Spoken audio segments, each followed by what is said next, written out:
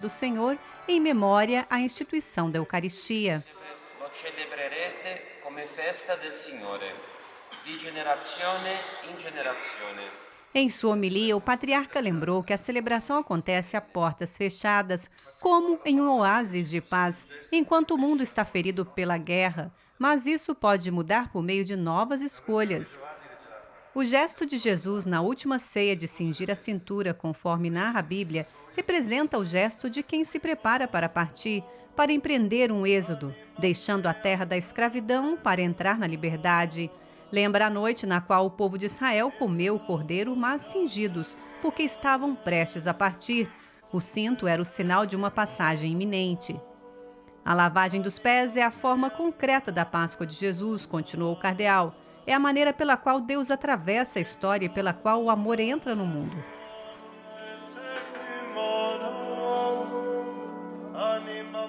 Avere parte com Jesus, avere parte. Ter parte com Jesus não é uma questão de função, mas de comunhão, é o cumprimento da aliança. Jesus deixou bem claro, para ter parte com Ele é preciso aprender com Ele a deixar-se amar como Ele deseja, mesmo em meio às nossas limitações. Isso significa, mesmo em nosso contexto difícil, acreditar que a história foi transformada por aqueles que sabem amar, porque se deixaram amar por Jesus. A procissão com o Santíssimo Sacramento velado no vazio de uma basílica sem fiéis ou peregrinos não só nos fez sentir a vibração de uma divisão. A procissão com o Santíssimo Sacramento velado no vazio de uma basílica sem fiéis ou peregrinos não só nos faz sentir a tristeza da divisão e da discórdia no mundo, mas nos une de uma forma misteriosa e mais íntima ao corpo de Cristo que sofre em sua igreja. À tarde, Frei Francesco Ielpo, custódio da Terra Santa, presidiu a Santa Missa para os fiéis na Basílica do Getsemane. Ali também, o gesto do custódio de lavar os pés dos jovens frades evoca o amor que se inclina e se entrega. O gesto da lavagem dos pés, relatado no Evangelho de João, é a síntese de todo o gesto eucarístico de Cristo e de todo o trido. E sempre me impressiona, sobretudo neste 8º centenário da passagem de São Francisco deste mundo para o Pai, que ele, no momento da morte, peça que lhe seja lida justamente esse trecho, o lava-pés durante a última ceia. É como se São Francisco nos dissesse que aqui está a síntese de toda a sua vida, o significado de uma vida vivida segundo a lógica de Cristo. De fato, como diz o Evangelho, assim como eu fiz, façam também vocês. Eu lhes dei o exemplo. Francisco foi um homem que sentiu profundamente esse exemplo: lavar os pés, abaixar-se, tornar-se pequeno para servi-lo.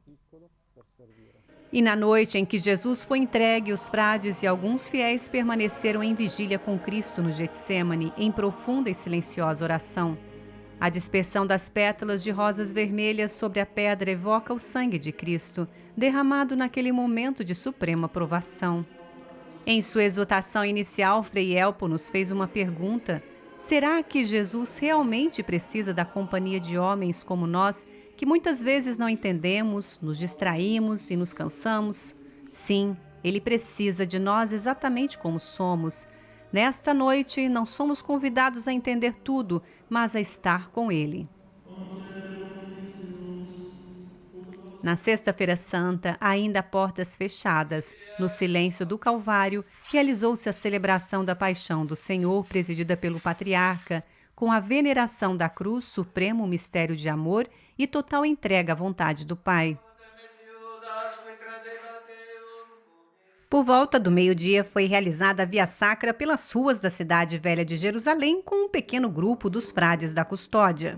Na mensagem dos patriarcas e líderes das igrejas de Jerusalém, à luz da palavra de Deus, as comunidades da Terra Santa e os cristãos de todo o mundo são encorajados a olhar para Cristo, ressuscitado dos mortos para a glória do Pai, porque a desolação do túmulo não marcou o fim da história. Mesmo em meio ao sofrimento, saudemo-nos com aquela antiga saudação pascal que continua a ressoar por toda a eternidade. Cristo verdadeiramente ressuscitou. Aleluia!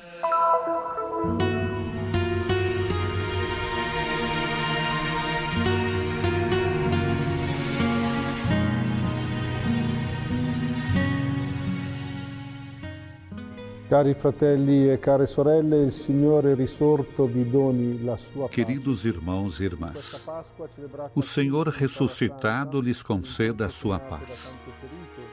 Nesta Páscoa, celebrada aqui na Terra Santa, num tempo marcado por tantas feridas e sofrimentos, somos chamados a experimentar a ressurreição de Cristo, não apenas como um evento do passado, mas como um evento que nos alcança hoje, nessa situação concreta, e que traz consigo um juízo sobre a nossa história e as nossas vidas.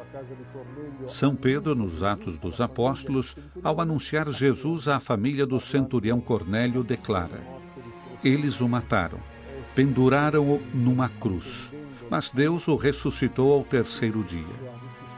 Entre o juízo dos homens e o de Deus há um profundo contraste. Os homens rejeitaram, condenaram e eliminaram Jesus, enquanto Deus o reconheceu, o aprovou e o ressuscitou. A ressurreição, portanto, inverte nossos critérios, nosso julgamento. O juízo do mundo afirma que o que importa é ser forte, poderoso e vitorioso. O julgamento de Deus revela que a verdadeira força reside na abnegação, na capacidade de amar até o fim, no sacrifício por um bem maior. E nella capacità di amare fino alla fine, nel sacrificio per un bene. O juízo do mundo vê a cruz como uma derrota, uma perda, uma humilhação, uma ignorância. O juízo de Deus com a ressurreição proclama que é precisamente ali que a verdadeira sabedoria se revela. É ali que a verdadeira vitória se manifesta. A vitória do amor que se entrega sem reservas. Queridos irmãos e irmãs, na Páscoa, a vida triunfa sobre a morte, a luz triunfa sobre as trevas, o amor triunfa sobre o ódio.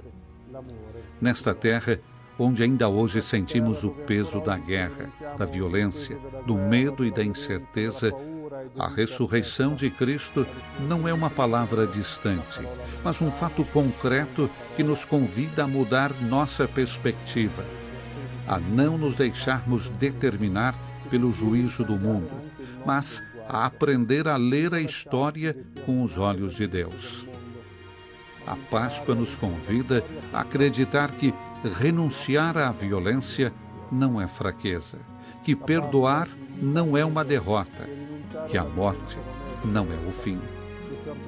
A todos vocês, as suas comunidades e as suas famílias, estendo os meus melhores votos de uma Páscoa